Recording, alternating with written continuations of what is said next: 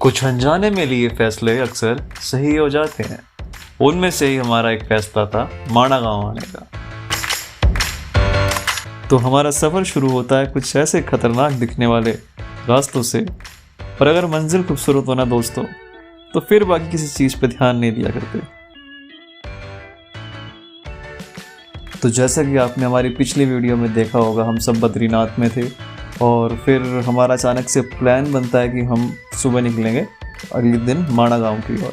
तो जब प्लान बन ही गया तो फिर देरी किस बात की, हमने सुबह ली टैक्सी और हम निकल गए माणा गांव की ओर।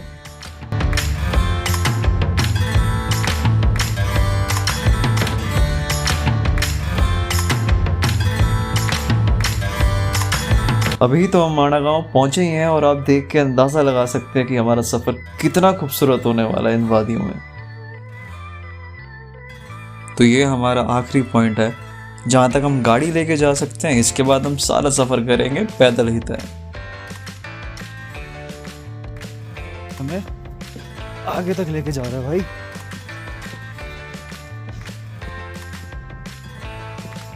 तो ये जो आप सामने पहाड़ देख रहे हैं, ये कोई आम पहाड़ नहीं है। ये वही पहाड़ है जिसकी कोख में एक ऐसी गुफा है जहाँ स्वयं गणपति जी ने बैठ के महाभारत लिखी थी। हर जगह की एक कहानी होती है, वैसे यहाँ की भी एक बहुत खूबसूरत कहानी है। वेद व्यास जी महाभारत लिखना चाहते थे, तो ब्रह्मा जी ने उन्हें सुझाव दिया कि आप गणपति जी से अनुरोध कीजिए, वही सिर्फ आपकी महाभारत लिख सकते हैं।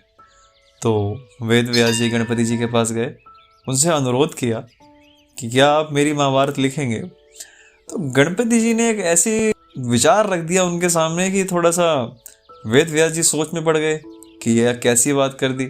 तो गणपति जी बोले, मैं आपका ग्रंथ लिख तो दूंगा, किंतु एक समस्या है। अगर आपके शब्द रुके और मेरी कलम को रुकना पड़ा तो मैं दोबारा नहीं लिखूंगा, वो वहीं ख़त्म कर दूंगा ग्रंथ। तो वेद व्यास जी ने कहा, यार ये तो परेशानी वाली बात हो गई। तो वेद व्यास जी ने दिमाग लगाया, तो उन्होंने गणपति जी से कहा, ठीक है मुझे मंजूर है, किंतु आप मेरा बोला गया हुआ कोई भी शब्द तब तक नहीं लिखेंगे जब तक आप उसे पूर्ण रूप से समझ नहीं लेंगे। समझने के बाद ही लिखेंगे और उसके बाद ही आगे बढ़ेंगे। तो गणपति जी ने वेद व्यास जी की इस चतुराई से प्रभावित हुए और उन्होंने मंजूरी दी कि हाँ मैं आपका ग्रंथ लिखूंगा। तो ऐसे हमारा खूबसूरत ग्रंथ महाभारत लिखा गया था।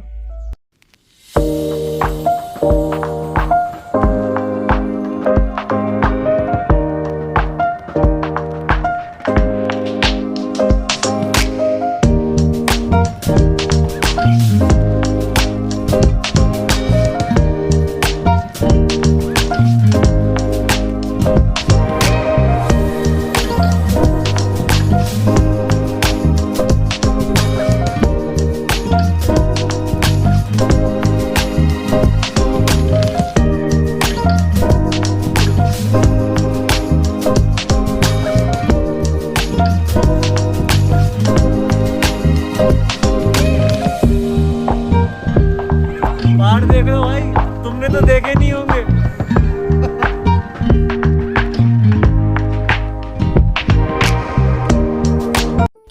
तो इन सुंदर वादियों के बीच अब हम आ गए हैं श्री वेद व्यास गुफा में।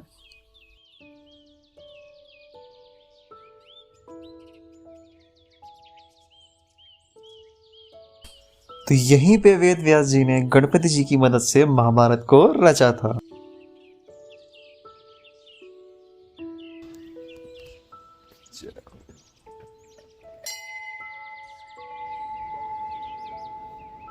तो 5330 साल पुरानी ये गुफा थी 2022 में। आप समझ सकते हैं हम इतिहास की किस मिट्टी पे खड़े हैं, जहाँ पे हमारा सबसे बेहतरीन, सबसे ज्ञानवर्धक इतिहास रचा गया था। अंदर हम नहीं जाएंगे क्योंकि मना है वीडियो बनाना।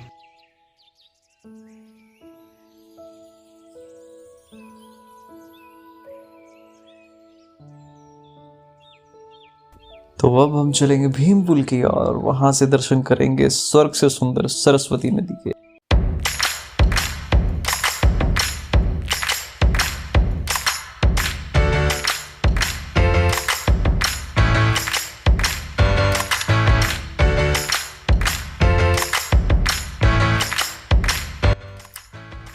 तो अभी हम किसी के घर की छत पे खड़े हैं और यहाँ से नज़ारे मानो इस हवा में ऑक्सीजन नहीं, इश्क बह रहा है, एक नशा बह रहा है। और ऐसे नज़ारों को सिर्फ देख के नहीं, महसूस करके ही समझा जा सकता है। तो आप भी इसका मज़ा लीजिए, देखिए।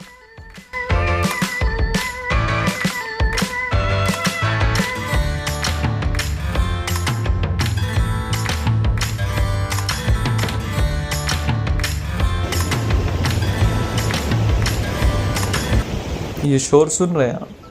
जी हाँ, इस शोर के पीछे भी इतिहास की एक बहुत बड़ी कहानी है। तो कहा जाता है कि जब महाभारत लिख रहे थे गणपति जी, तो उन्हें सरस्वती नदी का शोर बहुत ही परेशान कर रहा था।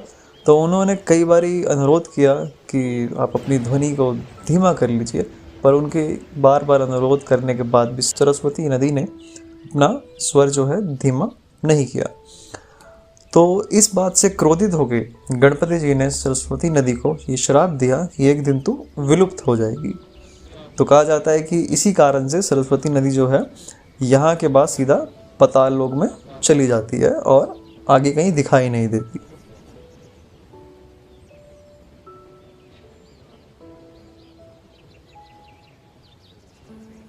तो ये जो आप नीचे कूड़ा देख रहे हैं, एक्चुअली में इसके पीछे भी एक इतिहास की कहानी है। कहा जाता है कि महाभारत लिखते हुए गणपति जी ने यहाँ पे और वेद व्यास जी ने मिलकर बहुत सारे चिप्स और कोल्ड ड्रिंक्स पिए थे, जिसके कारण यहाँ पे इतना कूड़ा है।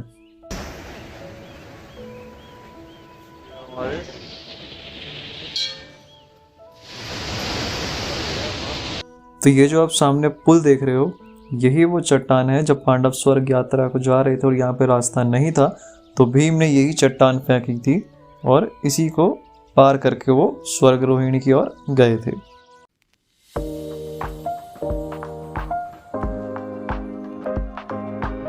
तो अभी हम भीम पुल पे खड़े हैं और यही मार्ग जा रहा है स्वर्ग रोहिणी की ओर।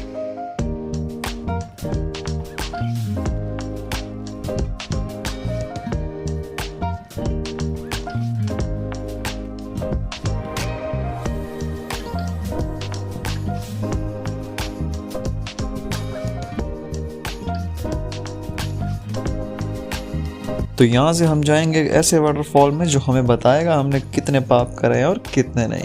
तो मिलते हैं अपनी अगली वीडियो में वसुधारा वाटरफॉल्स में।